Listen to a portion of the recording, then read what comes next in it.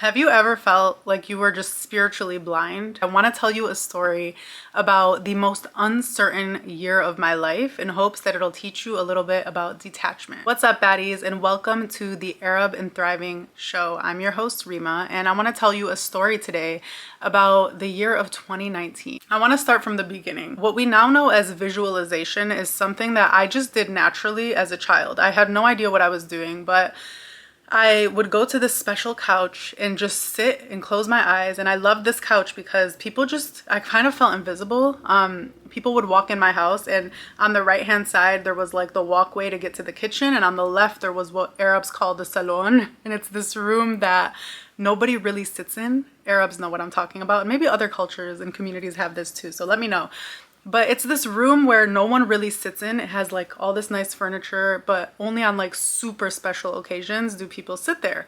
We had this special couch that I would just go lay flat on. And for some reason, when people walked in, they just didn't look left.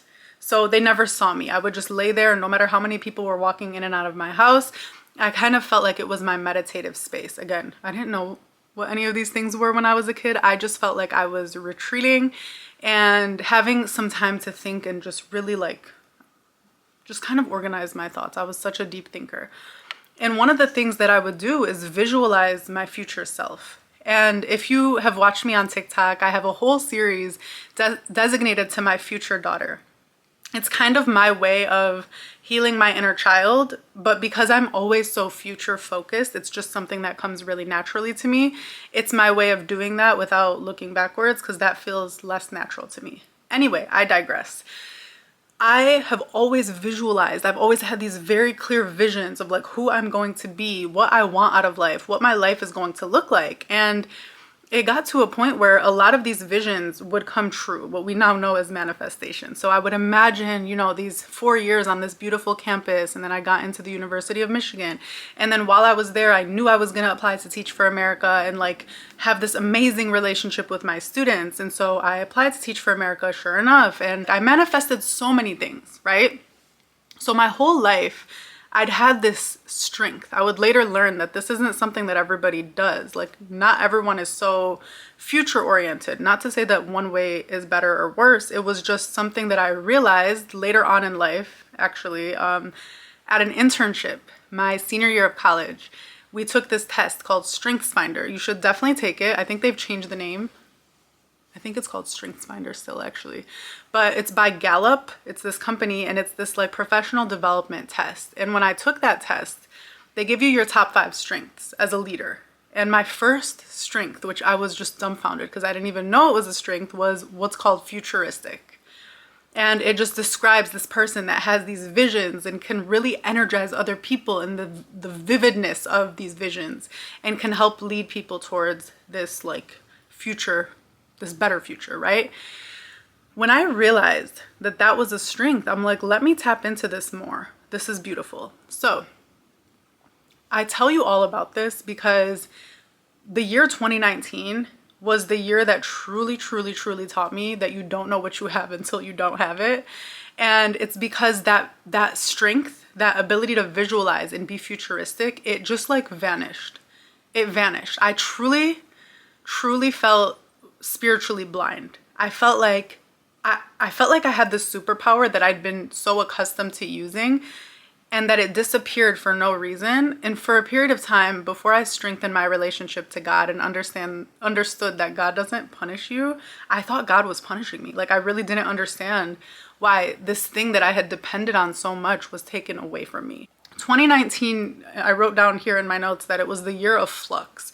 Everything just felt confusing. I felt like I couldn't see my future. I couldn't understand where my life was going. And I had no idea why, but I know now why.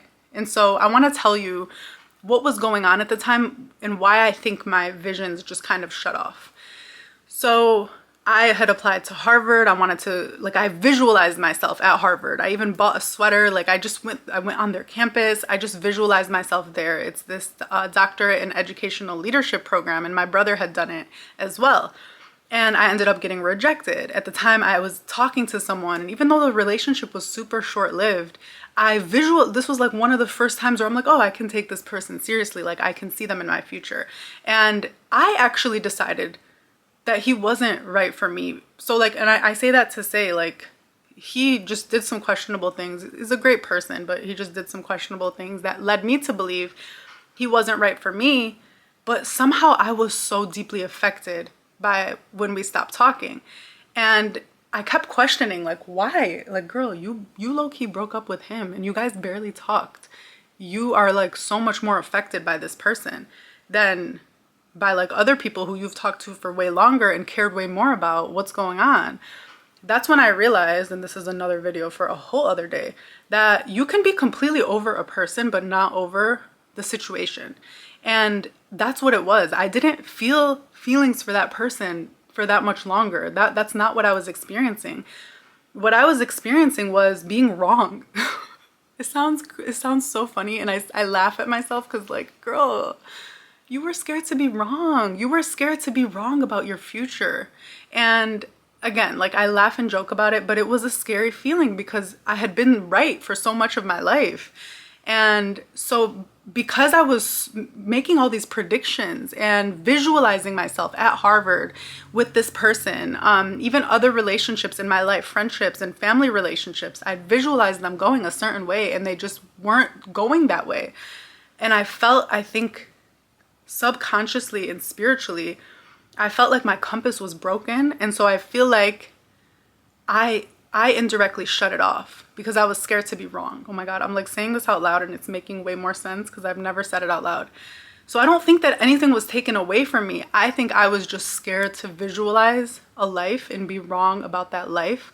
So I think subconsciously I just shut all of my visions off. So I was depressed that year. And if you look at my life, like, things were going really well. Like, I had so many amazing things going for me.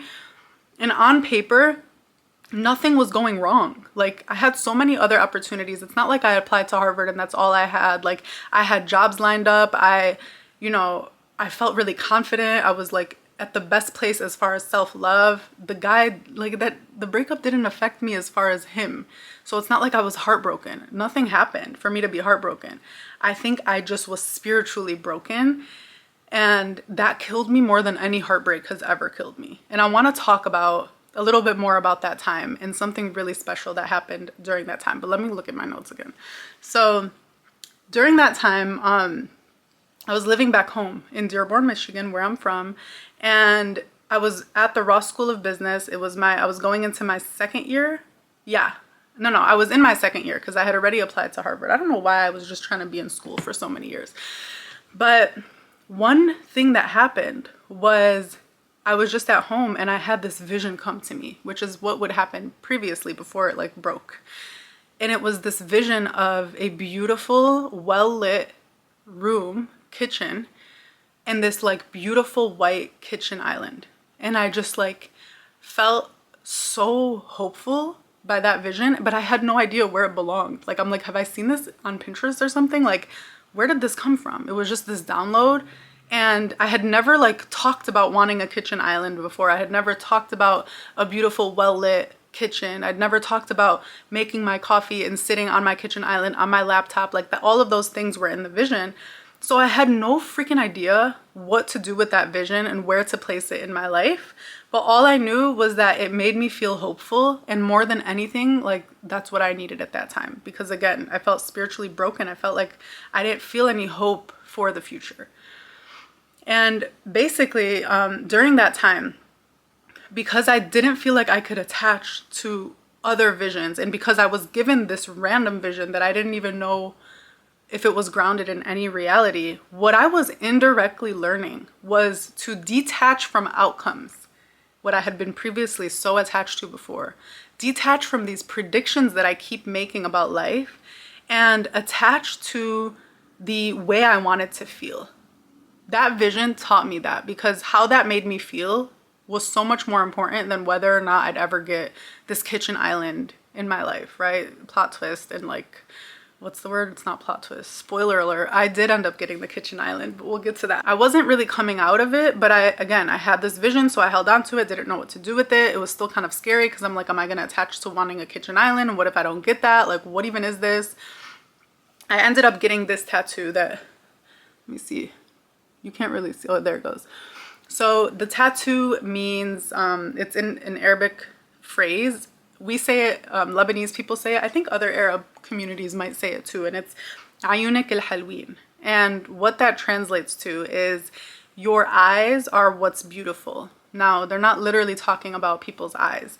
It is used in a very specific context. So if I saw you and I was like, wow, I love that shirt, you would respond saying ayunik al-halween. And what that means is your perspective, your eyes are making my shirt beautiful. My shirt doesn't hold any beauty. It's a way to kind of reject a compliment in a really cute, humble way of like, no, no, no, I insist. It's not my shirt. It's you. It's your perspective. And I just always loved that saying because it just speaks to so many things in our culture. But why I loved it so much and why I ended up getting it tattooed during that time was I wanted to remind myself that nothing that happens or doesn't happen in itself holds value. It's the way I look at my life. Nothing about life is inherently beautiful or not beautiful. It's the perspective that I choose. And so whether it's Harvard or not, or this random guy or not, or this person in my life or not, like it's that in itself isn't what holds value. What holds value is the way that I choose to look at the circumstances that I'm in.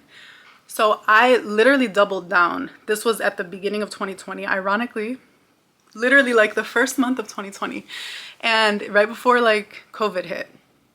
And what also happened during that month is Ahmed and I would later like start talking. I got this tattoo at the beginning of the month and then, or I think I got it in November 2019. I don't really remember. I got it like close to 2020, if not early 2020. And we'll save the Ahmed story for another day, or you can go on my TikTok. I think one of my pinned videos talks about how I manifested him, but I started talking to him. The reason that that's relevant is because when we started talking and getting to know each other and like things moved pretty quickly, I would ultimately then move to LA in 2021, the end of 2021. So what I did for that whole year plus, while I was still in Dearborn, while I was still in my hometown, was just like obsess over how beautiful my life was there. I didn't want to feel like I was leaving this place that I grew up and like loved so much for LA, and I was like so much more happy to be in LA. Like I wanted to feel like by the time I moved, I had really appreciated and loved the place that I was in. So I was just like romanticizing, again, I didn't have this language because I wasn't really on TikTok during this time, but I was just romanticizing everything about my life during that time. When we get to LA in 2021, we are shopping for apartments and I'm specifically looking for an island because I low-key didn't even learn the lesson yet that I was trying to teach you, because I'm like, no, like God told me, Ahmed, that my house is gonna have beautiful windows with light and like a kitchen island. So that's what I was zoomed in on when we were searching for apartments. I felt like maybe that was a sign that like I needed to be in an apartment like that. The one that we ended up choosing didn't have a kitchen island. It had these beautiful floor-to-ceiling windows. It was a gorgeous apartment, but it didn't have the island. And I'm like, okay, Rima, like calm down. Maybe you don't need the island. But then we were shopping and I was like, maybe we can buy an island and put it in the kitchen because the kitchen is empty and like open. Maybe we can buy this island. And it was like really expensive. And we ordered it from CB2. And just like everything else that we ordered at the time, it was gonna take months to come. So we moved in September. It wasn't supposed to come in, I think, until like December. So I'm like, it's okay, I'll live 2 months without this vision, but like in December, I'll have my island. December comes and they push it all the way to like March, April. And I'm like, man, like that's basically like most of our lease is gonna be up at that point. Like, girl, are you really trying to force this island? Like, what are you doing? But I'm like, no, I need this kitchen island. Fast forward to around March of 2022, we start having issues with the management of this apartment. They're just like, they were rude, they weren't nice. If you're ever gonna move to LA, let me know and I will let you know which apartment not to move into. Because even though the apartment itself and the amenities were beautiful and it was a luxury apartment, the treatment was very not luxury. Like they literally would treat you so well before you decided to get an apartment with them. And then the second you moved in, it's almost like they treated you like peasants that they didn't even want living there. Like, we never felt good about them. And then an incident happened that truly made us really not like them. And because my husband is crazy, one day as we were walking across the street to get coffee, Ahmed is just like, let's go tour this other apartment. And that other apartment is the one that we're living in now, with a huge fat ass kitchen island, like bigger than the one that I even think was in my vision. It was like, my brother will correct me and say that what I'm talking about is a peninsula, not an island, because an island is like this and nothing is, it's not attached to walls on any side, and he's just like a snob like that. But it is a peninsula, so like the one side is attached to the wall, but like it's this long beautiful island, because that's what I'm gonna call it. And so we toured that apartment, we fall in love. It was an apartment that I would walk by every day and just be like, oh my god, this should be our next apartment. It was like more expensive than the one we were living in, so I'm like, okay, we can calm down, we don't need to move in now, but like we'll get there. And so because he was so fed up with the management, he literally got us to break our lease. We were able to negotiate with them to not charge us what they would normally charge in order to break your lease. And because the management was the same, like the overall management, not the staff, were the same in those two apartments, they like made an exception and allowed us to move in. And the same exact unit that we toured that day was the one that we moved into 2 weeks later, literally within 2 weeks. And honestly, every day I wake up in that apartment and I'm just like, it just feels so aligned.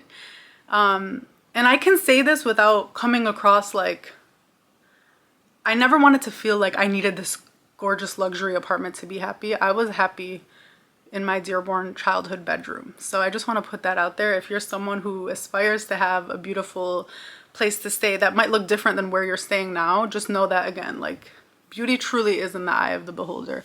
I genuinely was happy in our like first apartment. I just ended up being happier when I ultimately got what I wanted and got to take a picture on that beautiful island. So now that my story is done, I want to just say my visualization gift, like my ability to visualize, came back to me when I stopped focusing so much on the outcomes that I wanted and started focusing on how I wanted to feel. Don't get me wrong. I still make vision boards. I still write down goals. I still get very clear on like the things that I want. But I think the difference between the way that I visualize today versus the way that I did before is when things don't happen exactly the way that I want them to happen, I don't start questioning my life.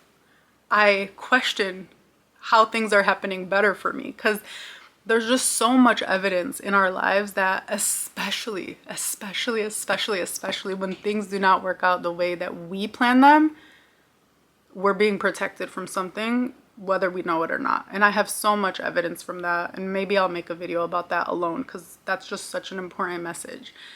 Now, when I visualize and I journal and I try to chart out my life and I write to my future self, I am being very vivid in the things that I want. But more importantly, I'm being very vivid in the way that I want to feel. And I'm just assuming that it's going to be those things that make me feel that way. But I'm also extremely open to the possibility that God knows better than I do, that it's actually not this city that you're going to live in that's going to make you feel that way. You think that, but let me show you how it's actually this opportunity that's going to make you feel the thing that you thought you were going to feel here. So I hope you enjoyed my story here. It's one that's near and dear to my heart because I just don't feel like it's something that a lot of people, I don't know, I could be wrong. Maybe you completely understand it. I felt like for years, it's not something I could talk about with a lot of people because it just felt so like silly. Like, why are you sad? Because you can't imagine the future? Like, what? Like, who talks about that? I don't really hear people talking about that. But now that I think manifestation and visualization and even meditation have become such mainstream things, I do feel like there's such an important conversation to have around what is truly detachment. Like, what I really was learning during that time and what I'm so grateful for and what I'm still learning is the art of detachment. Putting it out there, knowing what you want, and then, like everyone always says, the how is none of your business. How it ends up playing out is none of your business, but just put your intention out there and seek that guidance from there. Let me know if you have any questions about this or if you've experienced something similar. I love having these kinds of conversations, and I will see you on the next one.